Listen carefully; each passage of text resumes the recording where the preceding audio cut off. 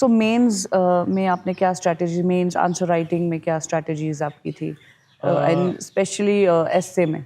हाँ, मतलब ऐसे मैंने प्रीलिम्स के पहले नहीं प्रैक्टिस किया था, पढ़ा भी नहीं था कुछ उसके बारे में। तो फिर आपने मैंने प्रीलिम्स देने के बाद ही हाँ, मेंस की तैयारी, क्योंकि नहीं मेंस की तैयारी मैंने पहले की थी, ऐसे वही, की। आई एम अच्छा टॉकिंग ऐसे, अबाउट ऐसे। Okay okay. मेंस इतना मैं बल्कि वही नहीं मैं नहीं आई वाज सरप्राइज्ड। नहीं, वो तो आपको मेंस रेडी रहना है, बिकॉज प्रीलिम्स निकलना बहुत ही वैसी बात है, मतलब लकीएस्ट पर्सन है आप। और आपको फिर से प्रीलिम्स ना देना पड़े, इसलिए प्रीलिम्स जैसे ही निकले आपको मेंस रेडी रहना है। कुछ लोग क्या करते हैं, साल भर प्रीलिम्स पढ़ते हैं, मेंस के लिए रेडी नहीं रहते, तो प्रीलिम्स निकलने के बाद वो कंफ्यूज हो जाते हैं कि हम क्या पढ़ें, कैसे पढ़ें, इतने टाइम में कैसे पढ़ें, तैयार नहीं है। तो फिर आप इतना गोल्डन अपॉर्चुनिटी है मेंस देने का, वो आप मिस कर देते हैं अच्छे से देने का। तो मेंस रेडी आपको हमेशा होना चाहिए। इवन दिसंबर तक आपको मेंस पढ़ना चाहिए, जनवरी तक मेंस पढ़ना चाहिए। और मेंस में भी 3 चीज़ों पे आपका फोकस होना चाहिए। ऑप्शनल, जो कि आपको नंबर अच्छे ले आएंगे, तो आप अपने आप अपर एज मिलेगा।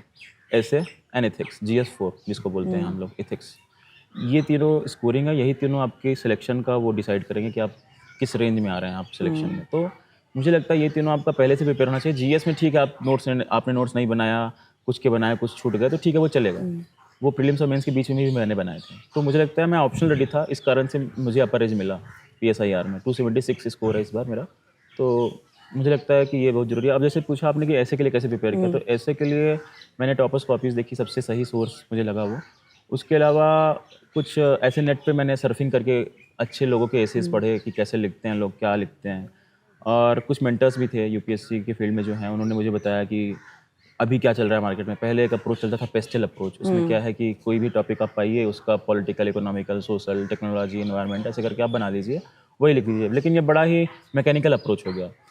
ऐसे के लिए मुझे लगता है अप्रोच ऑर्गेनिक होना चाहिए, नेचुरल होना चाहिए। जो आपको एग्जांपल्स पसंद हो, जो आपको तरीका पसंद हो, वो होना चाहिए। बस हाँ, बैलेंस्ड व्यू रखना है आपको। और कुछ अच्छे कैची फ्रेजेस, कैची एनेक्डोट्स, कुछ लाइंस अगर आपकी पोइट्री की इंग्लिश या हिंदी की हो, वो डालनी है। और थोड़ा सा जैसे होता है ना कि आप कोई स्पीच दे रहे हैं, like you are giving a speech, ऐसे वो चीज़ है। अब फिलोसॉफिकल आने लगा तो आपको उसको तोड़ना है, लाइक जैसे कि ship is not made for standing in harbour, rather it is made for to sail in the ocean. तो मतलब आपको इसको तोड़ना है कि शिप का मतलब क्या क्या हो सकता है, आपका हार्बर क्या है, आपका ओशन क्या है। तो आपको ये तोड़ना है फिलोसॉफिकली। तो थोड़ा सा मुझे तो लगता है फिलोसॉफिकल एसेज में आप और फ्लेक्सिबल हो सकते हैं, क्योंकि आपको एक लिमिट नहीं दी गई, आप ओपन है। तो ये अप्रोच होनी चाहिए। लेकिन जैसे हम चीज़ें पढ़ते हैं फिलॉसफी से रिलेटेड भी या फिर अपने सिलेबस से रिलेटेड भी, तो हमें कोई चीज़ कैची लगती है और हम सोचते हैं कि इसको अपने मेंस राइटिंग में हम हाँ यूज़ कर सकते हैं। तो आप क्या करते थे, उनके हाँ नोट्स बनाते हाँ थे हाँ या सिर्फ दिमाग में रखते थे उनको? किस तरीके से रिवीजन कैसे होता था उन उन लाइंस का, उन थॉट्स का? तो ये मैं, कोई भी मेरे से स्ट्रेटजी पूछता है तो मैं ये ज़रूर बताता हूँ कि आपके पास एक एवर नोट का होना चाहिए, या आप ऑफलाइन बनाना चाहते हैं तो फोल्डर आप अलग अलग बना लीजिए पेजेस की। मैं क्या करता था, पूरे साल न्यूज़पेपर पढ़ा मैंने, तो कुछ अच्छी चीज़ें हुई अगर, जैसे मान लीजिए कि जमतारा में लाइब्रेरी खुली, जमतारा जो कि फ्रॉड कॉल्स के लिए हब है, तो वो मैंने लिख दिया कि सीरीज भी आई है उस पे तो। सीरीज़ भी आई है उस पर। तो ऐसा हो गया। फिर छत्तीसगढ़ में जब कोविड था, तो एक ट्रांसजेंडर वुमेन थी, उन्होंने वैक्सीन इनिशिएटिव के लिए काफ़ी काम किया, लोगों को जागरूक किया कि वैक्सीन लगवाइए, ट्रांसजेंडर्स के खिलाफ नहीं है ये, एक टैबू टाइप का था। तो ये अच्छा इनिशिएटिव है। फिर कुछ कलेक्टर या कुछ सिविल सर्वेंट्स ने अच्छा काम किया, कहीं पे उन्होंने ट्राइब्स के थ्रू, SHGs के थ्रू उनका इकोनॉमिक स्टेटस बढ़ाया। जैसे केरला में इरुला, तमिलनाडु में इरुला ट्राइब्स हैं, उनका स्टेटस बढ़ाया वहाँ के कलेक्टर ने। तो ऐसे कुछ अच्छे अच्छे एग्जाम्पल्स वो मैं पूरे साल न्यूज़पेपर में आते ही रहते हैं। तो एवर नोट में एक फोल्डर था गुड एग्जाम्पल्स का, उसको अच्छा। मैं डाल दिया। अब आप जब यही चीज़ें आप एथिक्स में डालेंगे, एथिक्स में आपको एग्जाम्पल ढेर सारे डालने हैं, चाहे करेज के हो, ब्रेवरी के हो, आपका ऑब्जेक्टिविटी के हो, ऑनेस्टी के हो, ट्रांसपेरेंसी के हो। तो इन सब में ऐसे एग्जाम्पल्स आप डाल देंगे तो आपका आंसर यूनिक हो जाएगा, और एग्जामिनर को भी अच्छा लगेगा कि कंटेम्पररी डाल रहा है, rather than every time coating Mandela, every time coating Gandhi. तो मुझे ये लगा। और उसके अलावा आपने ऐसे के लिए बोला, तो ऐसे के लिए कैची फ्रेजेस हैं। तो जैसे प्रेसिडेंट ने बोला कुछ अच्छा पुलिस के लिए, तो मैंने वो लिख लिया।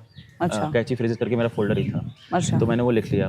फिर प्राइम मिनिस्टर मोदी की स्पीचेस बहुत अच्छी होती हैं, तो उनमें कुछ कुछ वो बोलते हैं, कुछ एक्रोनिम्स यूज़ करते हैं, लाइक जैसे कि न्याय यूज किया उन्होंने उसके लिए, बजट में जब आया था बजट, नारी शक्ति, युवा शक्ति, अन्नदाता और फार्मर्स के लिए, किसान। तो ऐसे ऐसे करके कुछ उनके एक्रोनिम्स होते हैं, उनको आप लिख सकते हैं। उसके अलावा कुछ अच्छे कोट्स भी आते थे। इंडियन एक्सप्रेस आप पढ़ेंगी तो एडिटोरियल में आता है वहाँ पे कोट, मार्क ट्वेन का, मंडेला का, लूथर किंग का, तिलक का, मतलब अच्छे अच्छे लोगों की कोट्स आते हैं, उसको आप यूज करिए। वो कहाँ यूज किया जा सकता है, बस उसको बोल्ड आप लिख लीजिए। जैसे डेमोक्रेसी का कोई कोट है, चर्चिल का मान लीजिए, तो अपने वो ब्रैकेट बना के बोल्ड में लिख दिया डेमोक्रेसी। तो जैसे ही डेमोक्रेसी पे कोई ऐसे आया, जैसे ही पावर पे कोई ऐसे आया, तो आप उसको कोट कर सकते हैं। तो मुझे लगता है ये मैंने ऐसे के लिए और एथिक्स के लिए किया था, और वो बहुत ही ज़्यादा फ्रूटफुल था।